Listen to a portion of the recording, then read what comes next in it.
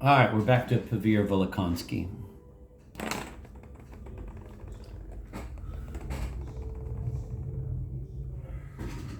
And we'll go back a little way. She also blackened her eyebrows, which were long, thin, and dark even without that. Her narrow and high forehead, in spite of the makeup, was marked rather sharply by 3 long wrinkles. I knew already that she was lame, but this time she did not get up and walk in our presence. Some time ago in early youth, this thin face might have been not unattractive. This thin face might have been not unattractive. But her quiet, tender gray eyes were remarkable even now. Something dreamy and sincere shone in her quiet, almost joyful look. This quiet, serene joy also expressed in her smile surprised me after everything I had heard about the Cossack court and all the outrages of her dear brother. Strangely, instead of the heavy and even fearful repulsion one usually feels in the presence of such God-afflicted creatures, I found it almost pleasant to look at her from the very first moment, and it was only pity and by no means repulsion that came over me afterwards.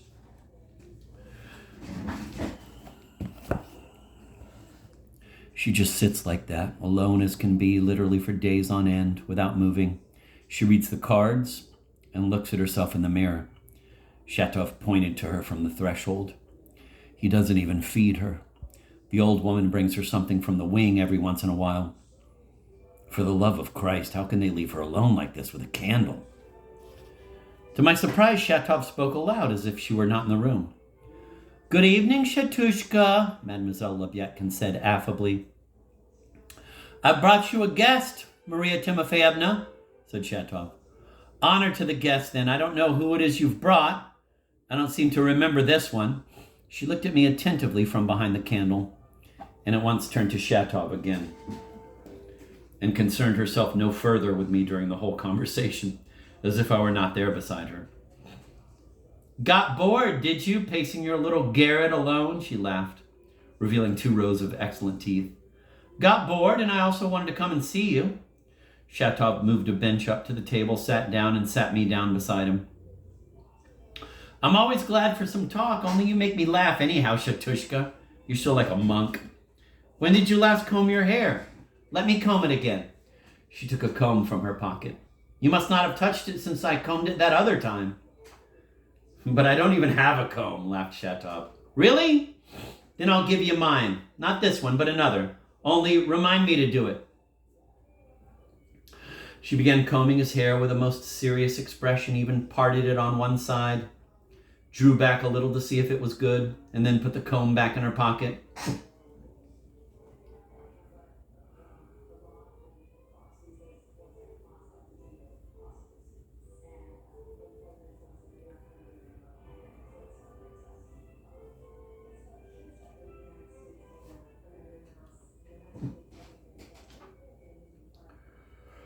"You know what, Shatushka?" She shook her head. "You may be a sensible man, but you're bored. It's strange for me looking at you all. I don't understand how it is that people are bored. Sorrow isn't boredom. I'm of good cheer."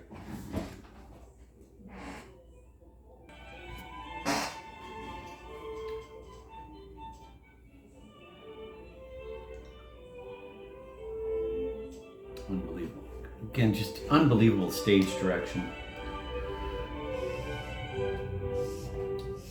She began combing his hair with a most serious expression, even parted it on one side, drew back a little to see if it was good, and then put the comb back in her pocket. "You know what, Shatushka?" She shook her head. "You may be a sensible man, but you're bored. It's strange for me looking at you all. I don't understand how it is that people are bored. Sorrow isn't boredom. I'm of good cheer." What an interesting quote. Such a fascinating quote. Only Dostoevsky. Sorrow isn't boredom. Unbelievable.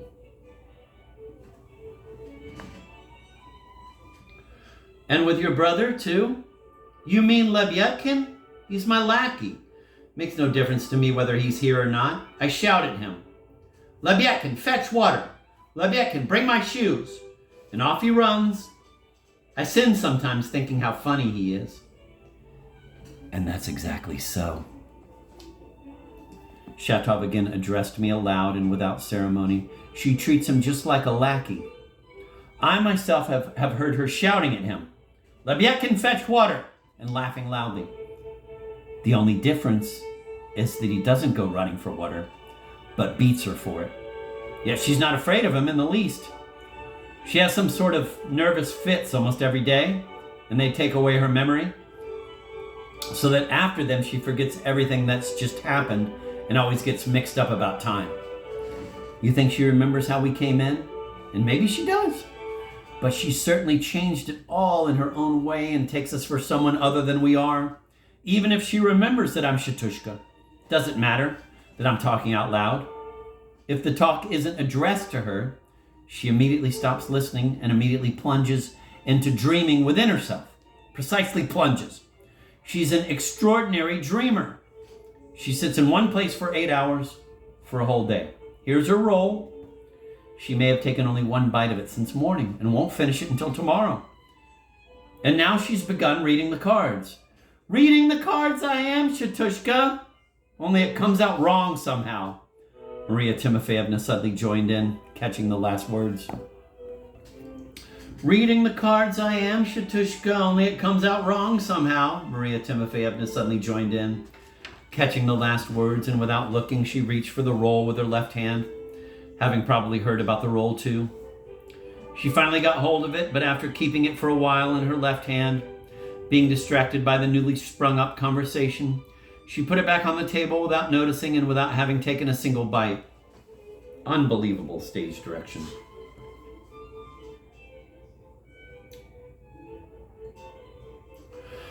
It keeps coming out the same. A journey, a wicked man, someone's perfidy, a deathbed, a letter from somewhere, unexpected news. It's all lies, I think, Shatushka. What's your opinion? If people lie, why shouldn't cards lie?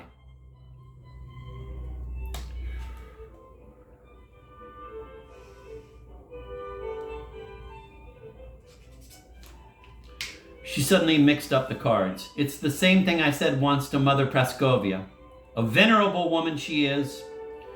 She used to stop by my cell to read the cards in secret from the Mother Superior. And she wasn't the only one who stopped by. They'd oh and ah, shake their heads, say one thing and another, and I'd just laugh. Mother Praskovia, I said, how are you going to get a letter if it hasn't come for 12 years? Her daughter's husband took her daughter to Turkey somewhere, and for 12 years there wasn't a word or a peep from her. Only the next day I was sitting in the evening having tea at the Mother Superior's, and our Mother Superior is of a princely family. And there was also a lady visitor sitting there, a great dreamer, and some little monk from Athos. Rather a funny man, in my opinion. And just think, Shatushka, that same monk had brought Mother Praskovia a letter from her daughter in Turkey that same morning. There's the knave of diamonds for you. Unexpected news. So we're having tea there, and this monk from Athos says to the Mother Superior, most of all, blessed Mother Superior, the Lord has blessed your convent because you keep such a precious treasure in its depths. What treasure? The Mother Superior asked. Mother Lizaveta, the blessed. Now, this blessed Lizaveta was set into our convent wall in a cage 7 feet long and 5 feet high. And for 17 years, she's been sitting there behind the iron bars, winter and summer, in nothing but a hempen shift. And she keeps poking at the shift, at the hempen cloth all the time, with a straw or some twig, whatever she finds. And she says nothing. And she hasn't combed her hair or washed for 17 years. In winter, they'd push in a sheepskin coat for her, and every day a cup of water and a crust of bread. Pilgrims look, say, ah, sigh, give money. A nice treasure for you. The Mother Superior replied, she was angry. She disliked Lizaveta terribly. Lizaveta sits there only out of spite, only out of stubbornness, and it is all a sham. I didn't like that. I myself was thinking then about shutting myself away.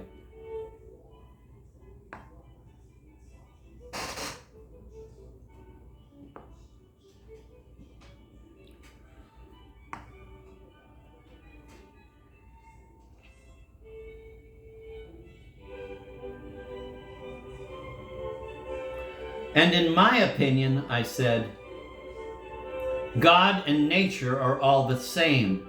And they all said to me in one voice, there now. The Mother Superior laughed, whispered something to the lady, called me to her, was ever so nice. And the lady gave me a pink bow. Want me to show it to you? And the little monk right away began reading me a lesson, and he spoke so tenderly and humbly. And it must be with such intelligence. I sat and listened. Did you understand? He asked. No, I said, I didn't understand a thing. And just leave me completely in peace, I said.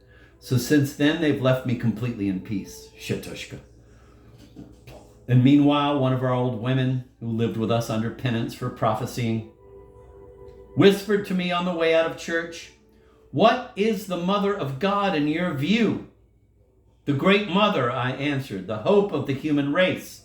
Yes, she said, the Mother of God is our Great Mother, the moist earth, and therein lies a great joy for man. And every earthly sorrow and every earthly tear is a joy for us.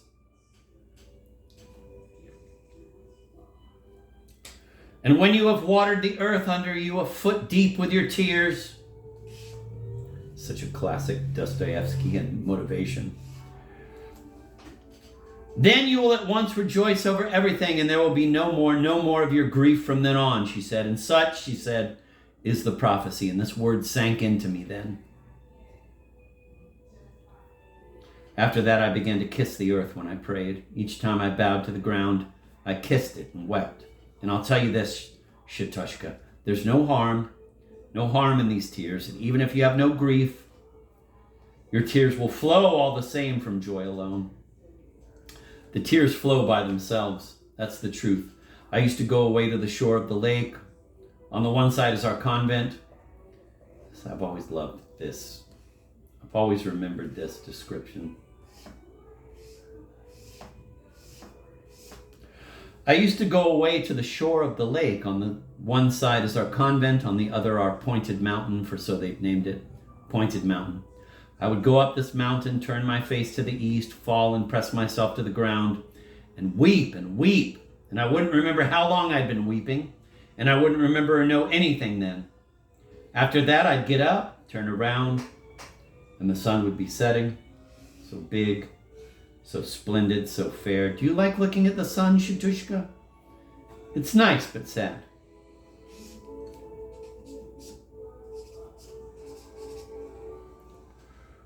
I'd turn back to the east, and the shadow from our mountain would run like an arrow far out on the lake.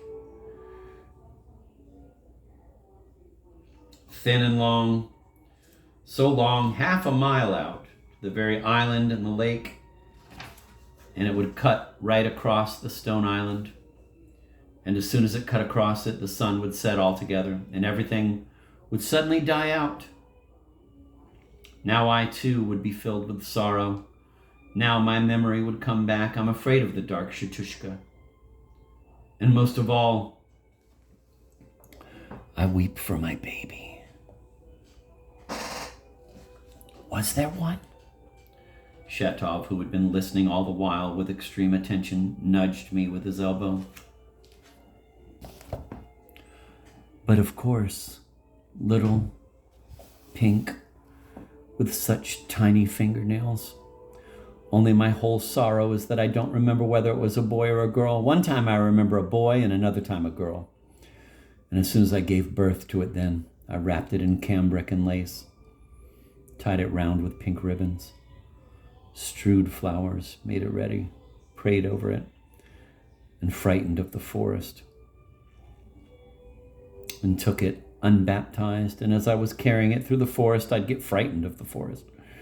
And I'd be afraid and weeping most of all because I gave birth to it and did not know a husband. And might there have been one? Shatov asked cautiously. You make me laugh, Shatushka, with your reasoning. There might have been one, but what of it? If it's the same as if there wasn't.